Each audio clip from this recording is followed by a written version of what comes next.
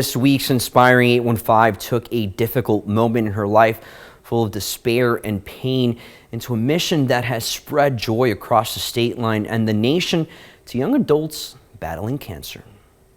You can imagine being 17 years old and getting the news that you have cancer, to be outside playing basketball one day and then for doctors to tell you you have a 20% chance of living the next.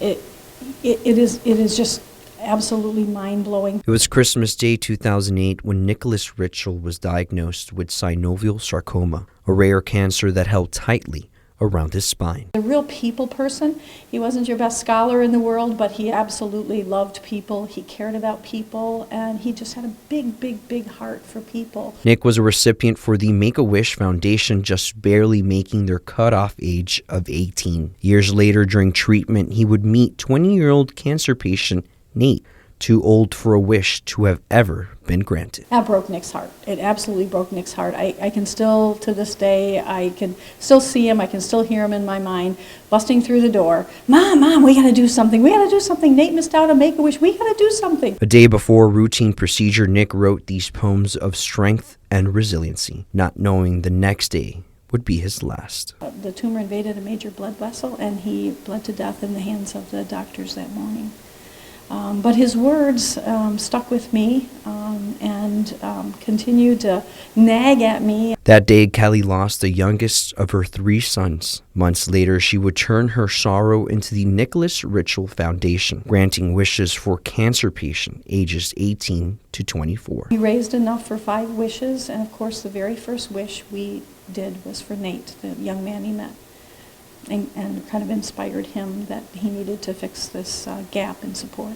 The foundation helped Kelly redirect her grief, though it was difficult at first delivering wishes. When I call them on the phone and say, I wanted to let you know that your application was approved for your wish, many times they cry because there isn't anything for them. Kelly says her love for Nick is not gone. She just now gets to show it in a different way. When we could show up with the wish lamp and just surprise someone and just blow their mind with, yes, you got a wish and here it is the funnest day ever. I love to see the expressions on their face. 10 years and 300 wishes later, Nick's wish has spread joy across 38 states. Every time we deliver one of those wishes, I can see him smiling, probably telling me, I told you, Mom. I told you this was the right thing to do. And you were right, Nick. You're absolutely right. Now, the Nicholas Ritchell Foundation hosts several fundraising events throughout the year.